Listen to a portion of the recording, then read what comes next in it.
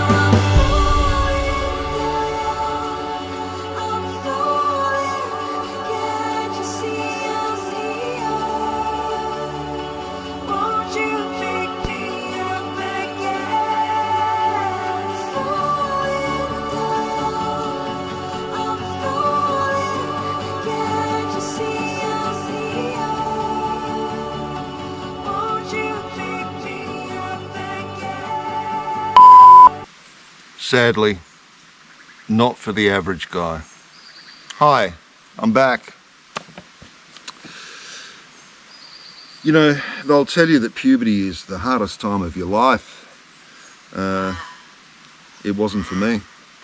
It was the early years of my 20s that turned out to be a time of greatest despair mentally in my life. It was a time when all of the friends that you'd gathered at school were all going off and doing their own thing. And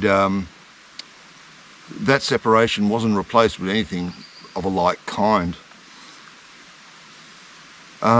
It wasn't all doom and gloom by any means. There was plenty of time for parties, cars, girls, maybe some hobbies and a little bit of travel. So the trunk wasn't quite as bare as I made it out to be. There were other branches maybe along the way that you could fill some spare time with. Divorce, psychotherapy, remarriage maybe.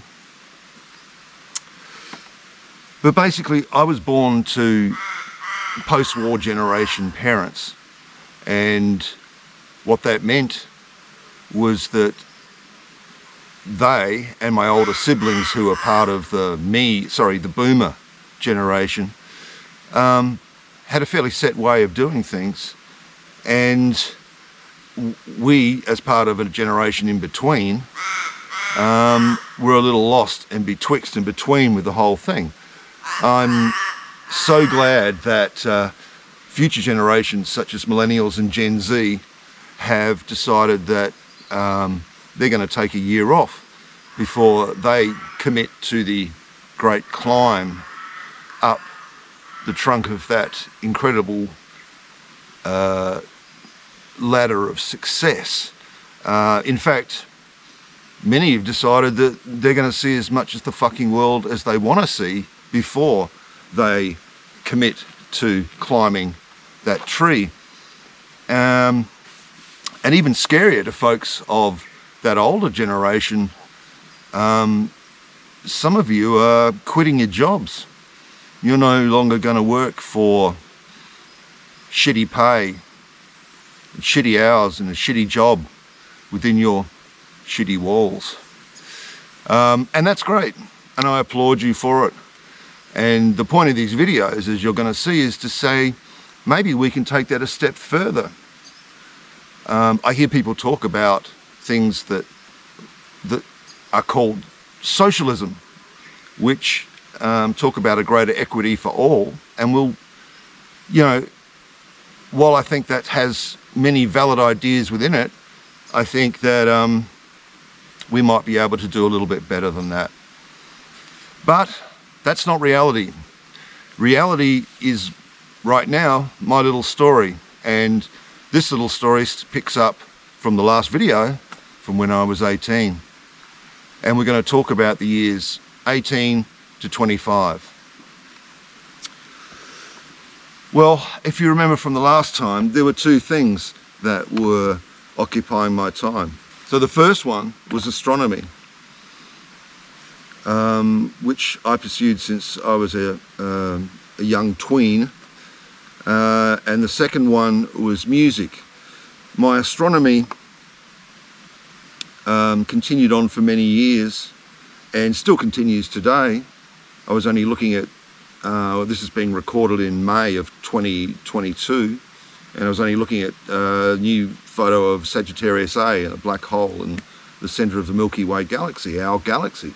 But anyway, the real love I had for astronomy began to wane as I reached about 18 and 19 and 20, because I had basically done all of the things that I'd wanted to do. I bought larger telescopes and I had explored all the different objects that I wanted to see.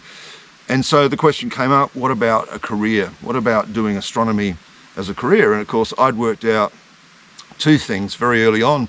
One, my romantic visions as an 11-year-old of astronomy were not quite the same thing as what it meant to be a modern astronomer, working in a university somewhere at a desk, and not really spending time, as I always imagined, in some romantic vision behind the eyepiece of a giant telescope. And two, the second reason for that was that it wasn't practical. I was no maths or physics magician. I had no natural talent at it, and I had to work very hard at it, and I was never going to excel. So that idea soon, had faded away. So music for me had now become, I guess, my go-to thing. I was going to change the world because of music and the music that I love. This was a time, as we are in the mid-80s, that there were bands like Midnight Oil and Spy v Spy, as my Australian audience would probably know, all singing about social justice issues and singing about war and conservation and important matters. They weren't singing about love. And U2 were bringing out albums like War. We had a real sense that we could change the world through music, a real naive sense that we could change the world through music, feed the world and all that. But that was the age, and that was the age I was at. But I didn't give up. I worked in my brother's record store, which I had done since a little kid, but I worked more and more in there. And I began to DJ. No, not that DJing. Oh, come on. No, I wasn't that old. No, basically the job of a DJ when I was working was to make sure that one record runs into another record and you don't screw it up. And I also began to finally start playing in some bands in a multitude of different venues and times over the next 4 or 5 years. And it brings me to another little slide, which is where we're going to talk about unique things in life. And it's a list I want you to keep. I want you to think very hard about unique things in your life that have really changed your life. And how will you identify these things? Well, they give you a feeling like no other, a kind of high, a euphoric high that you can only get from this specific activity or thing that you're seeing or doing. Obviously not drug related, a natural high. And certainly singing in a band in front of a couple of hundred people, as some of our first gigs were, was a feeling that I put on that list. It's just something that you'll never get that feeling from anything else, where, as any artist or entertainer will tell you, when you have people enjoying and expressing their joy at what you're doing, hopefully most of the time, then it's an incredible buzz, and goes as number one on my list of unique things in life that I've experienced, and I'll be adding to this list over these next few videos. I basically finished my schooling and I was going to go to university because I really didn't have any choice. Like I told you in the last video, you know, I wasn't someone who works with my hands. I didn't have any innate talent in sport, so and you know, my brains were the only thing that were functioning to some degree that I could think I could use them. And I passed my final year, and I had grades that enabled me to pick one of three choices. I was either going to be studying political science, I was either going to study that or journalism or teaching. There was only one that made any sense to me. Political science, I didn't see any job at the end of it, and I really couldn't see where it was going to go. Journalism, I wanted to be a foreign correspondent, and I knew you weren't going to walk out of a journalism degree into a job as a foreign correspondent. I was probably going to be working on cake decorating or something for a year or two, or some local paper. So teaching was the only one where I could see that when I finished it, I could walk out into a job. And of course, at that age, the one thing you certainly never have enough of is any money. You're still relying on your parents, or you've got odd jobs. And, you know, the jobs I had, I was working 3 jobs at the time.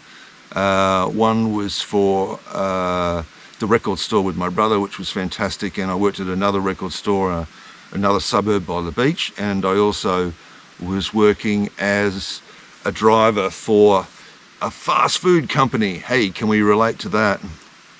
And it actually wasn't all bad. Over the years that I was at uni doing teaching, I actually progressed from driver to cook to assistant manager to manager, and I guess it taught me somewhat of discipline and how to look after staff and be a manager and look after things like that. No, it wasn't a glamorous job.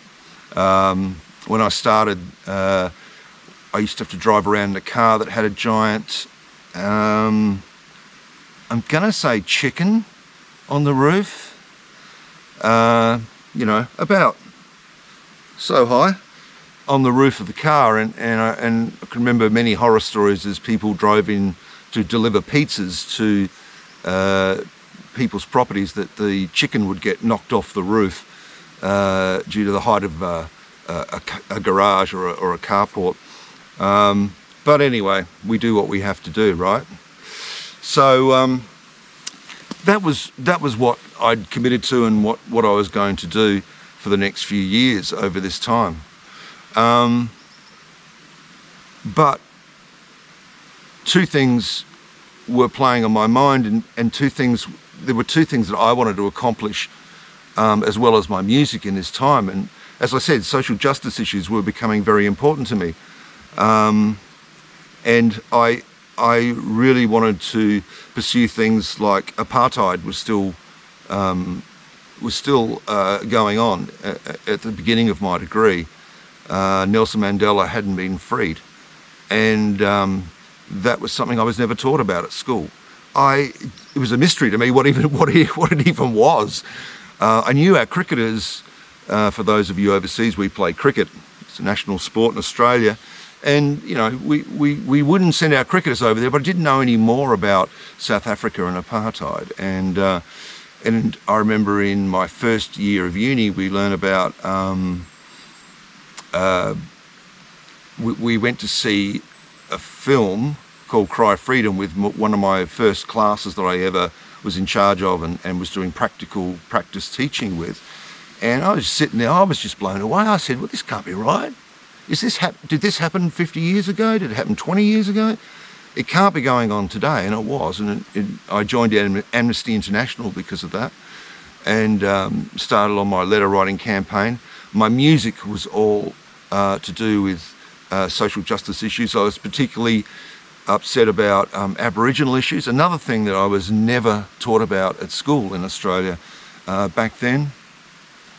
In fact, Aboriginal people only make up about 3.3% of the population. So the chance of you ever meeting an Aboriginal person or seeing an Aboriginal person is quite rare, especially because most Australians, we live in the cities. So it seemed like a forgotten issue, and one that, you only ever saw on the news occasionally, but not in real life, and that really bothered me. And one of the assignments I did in one of my years of uni was that I wanted to do, we were doing primary sources and secondary sources, and it was, to have truth in what you say, you should always quote primary sources. And I was doing a paper on Aboriginal affairs. I can't remember the exact topic, but I decided to get a primary source, and I decided to go to the Department of Aboriginal Affairs in my city, and I will never forget that day, because a lot of us,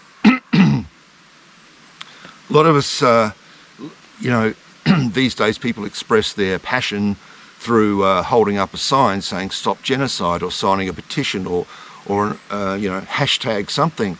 And back then I think I felt like I could just sing my way to solving these problems. And I always remember making an appointment and going to visit the Department of Aboriginal Affairs. And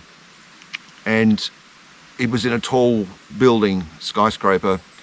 And I got in the lift and I went up to the floor, and I had my questions prepared and I was ready to ask. And the elevator doors opened, and for the first time in my life, I didn't see anything but black people. And for a split second, well, two things happened. One, I almost ran away, because I just never in my life suddenly seen a whole floor full of people of a different colour than me. And then the second thing, after I realised how ridiculous and stupid and embarrassed I was by the whole thing, I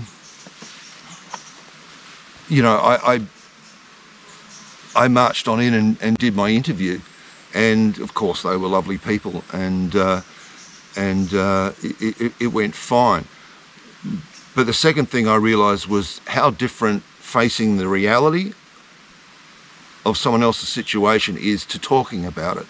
And that set me on a path that would lead places, and it was such an eye-opener. In other words, as my mantra often is, actions are a lot louder than words. For all of you out there working in communities and doing the right thing by offering assistance and helping people who are part of your community, who maybe are at a disadvantage, bravo to you. I can do nothing more than give you credit for putting boots on the ground and not just talking about it. So anyway, social justice issues were certainly playing a part in my life at that time. And then the second thing that was also playing a part of my mind in those years was travel.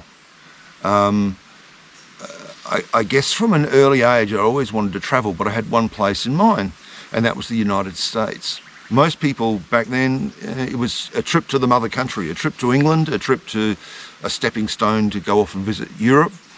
And most people were interested in that. They certainly weren't going to the States. And, to give you an idea of the times, I mean, this was this was a time when you could... I remember my first flight to the States when I was 24 was... there was still smoking in the back of the plane. And stewardesses not only let you smoke, but they plied you with plenty of alcohol. It wasn't like today where they give you a dirty look and say, listen, we've got other customers. I mean, they couldn't give you enough. And so it was a passion that was born in me when I was a kid. One, I had a colouring book that had all these wonderful and weird places in America that you could colour in, you know, like places like the Lincoln Memorial and Paul Bunyan. I think there's a great big Paul Bunyan. And what else can I remember? Oh, you know, classic American sites that you could colour in. But then my grandpa passed away, and my dad deposited a load of old National Geographics. And I remember seeing them and flicking through them, most of them in black and white from the 50s, and maybe a few from the 60s. And it just showed these pictures of America, and this place just looked amazing to me as a kid. All the shiny new factories and all the machinery and the sophistication of it all, and all of these pioneers of science who are out there from anywhere in the deserts, out in remote places, carrying out calculations and doing all this work. And I just thought, you know, it already was a superpower back then, but I thought, you know, this is a place that just, you know, so streaks ahead of everyone else, and I just want to. What does that mean? What does that feel like? What is it that sets Americans apart and makes it such a special place? Now, we all have a different story to tell, or we may vary on that point, and we'll discuss that another time. But this was how I felt at a very young age, and so I was really keen to go there first and just see how this country existed and what made it drive so hard forward and become such a success. So those were the two things that I was on my mind at that point. But I was a little bit like a kid dressed up with nowhere to go. All of these great ideas, you know, were very much esoteric. They were very much things that I desired, but I hadn't changed the world through my music, and I hadn't solved any social justice issues or even pursued it besides some rudimentary levels. And the jobs that I was working were, you know, crap, shit. The sort of things that were going to earn you enough to get you by, but they weren't going to get me rich. And, you know, there were still problems at home in the sense that although I started to do well at uni, within, I think it was the first year, I brought my results home and told my mother, and she was very pleased, and I told my father, who responded with, well, that's not a real job. And that caused my first attempt at moving out. I would move out of home many times over the next 3 or 4 years, but, you know, my father had shot me down in flames for what I thought I was doing was the right thing. He was made to apologise. Poor Dad. My mother made him call me and apologise, but by then I'd already moved out, and I would continue to rent and live out of home. So I was basically dirt poor. As I said at the start of the video, many of my friends had moved away. Some had gone on to different universities, some had gone into state. One had parents who were very wealthy, and he'd moved overseas, and they'd supported him to get into universities over in the States. And others were off doing, they'd already started their careers and jobs. And the people left were like me. I was still in my hometown. I was in a malaise. I really felt that all these wonderful things that I'm talking about were becoming more and more pie in the sky, and yeah, all dressed up with nowhere to go. It became very depressing over the years, where I could see very clearly in my mind I was maintaining my head above water. I was treading water and surviving, but there wasn't much more to it. And if that was to continue, well, let's be honest, it's one of the, it was the time in my life where I thought about suicide. And I'm sure many people in their 20s have fallen into a hole in that time and thought about, you know, what is the meaning of it all? Because you have worked out by that age what you could do and what you want to do, but there's no means to do it. Even finishing my degree, the options were limited. They would say you can you have to wait for a phone call from the Department of Education, and if you don't accept the first thing they offer you, you get put at the bottom of the list. In my case, it took 2 years for that phone call to come. In the meantime, I was doing these other jobs. And yes, you could hunt out some jobs through the department, but all of them asked for education, at least 2-3 years education. They wanted you to have some experience teaching in the job. And of course, that's the case with a lot of jobs that you're going for. If you're that age now, everyone wants experience. Have you had any experience? But yeah, those were the highs and lows. The lows were pretty low, and the highs were, you know, they started to become routine. The people I was left with were the people who were continuing to go to parties, continuing to, you know, drink, smoke dope, have fun. But the fun was getting less and less. The fun wore out, you know, by the time I was 21. And here I was at 24, still doing the same thing. And it was extremely, it was a real low point for me in my life. I can remember saying to my mum,